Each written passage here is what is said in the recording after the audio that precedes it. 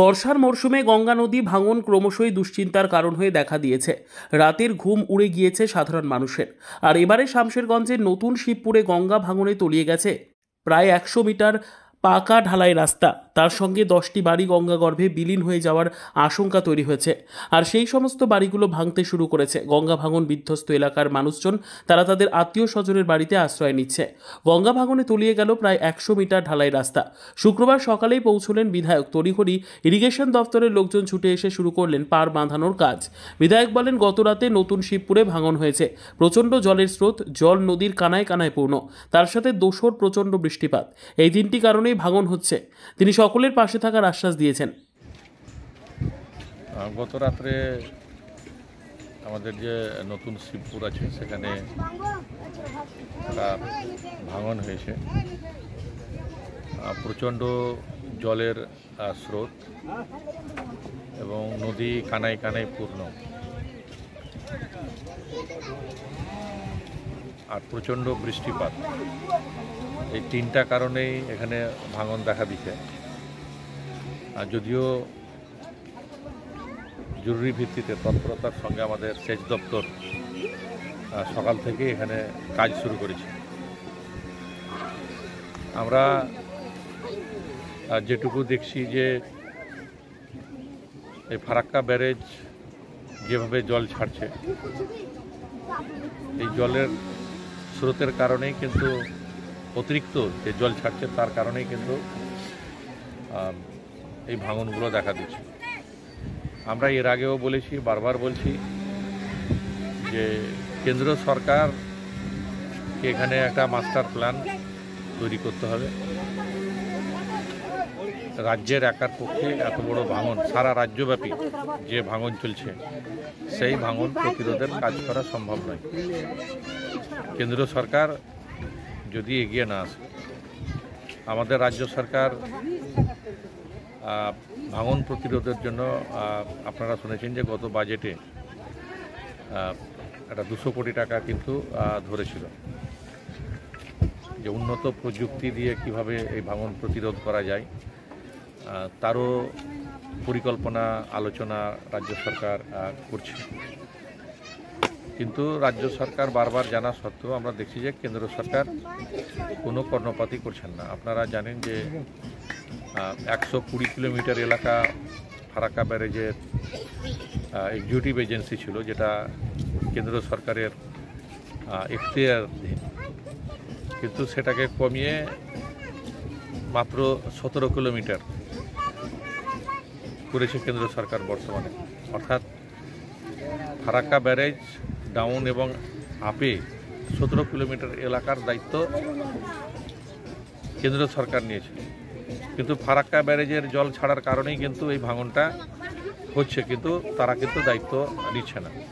আজকে ধরুন যে অবস্থা গঙ্গার, আর কিছুটা জল বাড়লেই হয়তো কিছু কিছু এলাকা প্লাবিত হবে, কিন্তু ফারাক্কা ব্যারেজের কোনো মাথা ব্যথা নেই, তাদের কোনো মাথা ব্যথা নেই। এবং তারা যে জল ছাড়ছে সেটা রাজ্য সরকারকে বা আমাদের যে ইরিগেশন দপ্তর আছে তাদেরকে না জানিয়ে এই জন্য আমরা দেখছি যে আমাদের দমোদরের যে ডিভিসি আছে সেখান থেকে যে জল ছাড়ছে, তার ফলে কয়েকটা জেলায় বন্যা দেখা দিচ্ছে, ভাঙনও দেখা দিচ্ছে। তো এই কেন্দ্র সরকারের যে ফারাক্কা ব্যারেজ আছে সেটা কিন্তু জল সম্পদ মন্ত্রক আছে, তারা কিন্তু দায়িত্ব জ্ঞানহীনতার কাজ করছে। আজকে মানুষের সমস্যা জর্জরিত হয়েছে। আমরা বুঝতেই পারছি যে একটা মানুষের ঘরবাড়ি চলে যাওয়া মানে তারা রাস্তায় বসে যাওয়া। তো আমরা যতদূর পেরেছি আমরা সাহায্য সহযোগিতা করেছি। বস্তা দিয়ে বাঁধার কাজ হয়েছে। তার ফলে আমরা দেখি যে কিছুটা হলেও ভাঙনের যে প্রকোপ ছিল ব্যাপক হারে, সেটা কিন্তু কমেছে। কিছু কিছু জায়গা ক্রিটিক্যাল যে জায়গাগুলো ছিল সেই জায়গাগুলোতে কিছুটা সমস্যা, ভাঙনের সমস্যা দেখা দিয়েছে। আমরা ইরিগেশন দপ্তরকে জানিয়েছি যে সেই ক্রিটিক্যাল জায়গাগুলোকে চিহ্নিত করে যাতে এখন থেকে ব্যবস্থা গ্রহণ করা হয়, এবং সেচ দপ্তর সেই মতো কাজও শুরু করেছে। এবং নিচু এলাকা হয়তো যেখান দিয়ে হয়তো প্লাবিত হওয়ার সম্ভাবনা আছে, লোকালয়ে জল ঢোকার সম্ভাবনা আছে, সেই জায়গাগুলোকে নজরে রাখতে বলেছে। কিন্তু ফারাক্কা ব্যারেজের তারা কোনো দায়িত্ব নিচ্ছে না। তো ফারাক্কা ব্যারেজকে অন্তত এই দায়িত্বটা নেওয়া উচিত, কেন্দ্র সরকারকে এই দায়িত্বটা নেওয়া উচিত। কারণ ফারাক্কা ব্যারেজের জল ছাড়ার কারণেই কিন্তু এই সমস্যাটা তৈরি হচ্ছে। কারণ আপার লেভেলে যখন প্রচণ্ড বৃষ্টি হচ্ছে তখন দেখি যে ফারাক্কা ব্যারেজ পুরো গেট খুলে দেওয়ার ফলে জলের যে কারেন্ট সেটা বাড়ছে, কারেন্ট বাড়ার ফলে ভাঙন দেখা দিচ্ছে।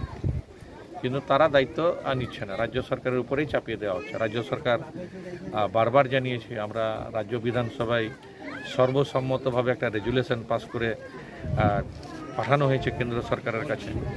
রেজুলেশন করেছি আমরা বিধানসভায় যে এই ভাঙনের প্রতিরোধের ব্যবস্থা করা হোক, কিন্তু কোনো আর্থিক সহযোগিতাও করছে না রাজ্য সরকারকে, তেমনি ভাঙনের জন্য তারা কোনো পদক্ষেপও গ্রহণ করছে না। তো আমরা যেমন 243টা পরিবারকে এক কাঠা করে আমরা জায়গা দিয়েছি তাদের পুনর্বাসনের জন্য, তেমনি 1225টা পরিবারকে আমরা আর্থিক সহযোগিতা করেছি। সরকার, আমাদের মাননীয় মুখ্যমন্ত্রী সেটা কিন্তু করেছে। তো রাজ্য সরকার একদিকে পুনর্বাসনের ব্যবস্থা, একদিকে তাদের গৃহ নির্মাণের ব্যবস্থা করা, একদিকে ভাঙন প্রতিরোধ, এই পুরোটাই করছে। কিন্তু দর্শকের আসনে বসে কেন্দ্র সরকার দেখছে, যেটা খুবই লজ্জা। 15-16টা বাড়ি আছে এখন, মানে আতঙ্কের মধ্যে আছে আর ভাঙছে। আচ্ছা, রাত্রি থেকে রাস্তাটা পড়ে গেছে, মেন রাস্তা, এটা শিবপুর। আতঙ্ক তো রয়েছে। আপনারা কোথায় থাকছেন?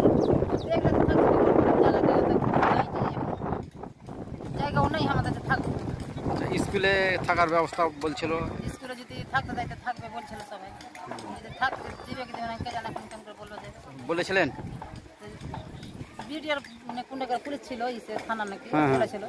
আচ্ছা, আমরাকে ফোন টোন করবেন, স্কুলে হয়তো ব্যবস্থা করবেন। ফোন করেছিলেন? ফোন করেছে, করে নিয়ে বলতে পারবো না এখন। আচ্ছা, তো গাড়ি মেম্বার বলছে কি ছেলে পেলার তো পড়াশোনা নষ্ট হয়ে যাবে, তো আপনারা থাকেন, মানে যেখানে কুটুম সর্জন আছে কি যেখানে কেউ আছে তখন থাকেন এমন করে বলছিল। এখন দিবে কি তুমি এখন ইয়ে ছিল আচ্ছা। আপনার নাম? আপনার নাম রানী মন্ডল। কি হয়েছে? রাস্তাটা মেন রাস্তাটা আপনার কালকে সন্ধ্যা তো বাড়ি তো 10 থেকে 12টা বাড়ি আছে এখানে, তাদের কতটা অসুবিধা হয়েছে এখন? অনেক অনেক অসুবিধা, ভাঙচুর তো রাখার আছে। আপনারা কোথা থেকে এসেছেন? আমার বাবার বাড়ি। আপনার বাবার বাড়ি? হ্যাঁ। এইটা আপনার কে? আমার বোন। আচ্ছা, এখানে থাকে? না, এখানে থাকে না, আমরা শ্বশুর বাড়ি। শ্বশুর বাড়িতে, মানে বাবার বাড়ি পড়ে গেছে তার জন্য। আপনার বাবারা কোথায় আছে এখন? আমার বাড়িতে আছে, সব এখন যাবে, বাড়ি ছেড়ে যাবে। এখন রাত করে তো থাকতে পারছে না বাড়িতে। কোথায় যাবে এখন? এখন যা কুটুম আছে কুটুমের বাড়িতে থাকতে হবে। ছেলে পুলে তো এরকম বাড়িতে অবস্থা, বাড়িতে থাকতে পারবে না, সাহস করে কি করে থাকবে। আপনার নাম? আমার নাম নয়ন মন্ডল।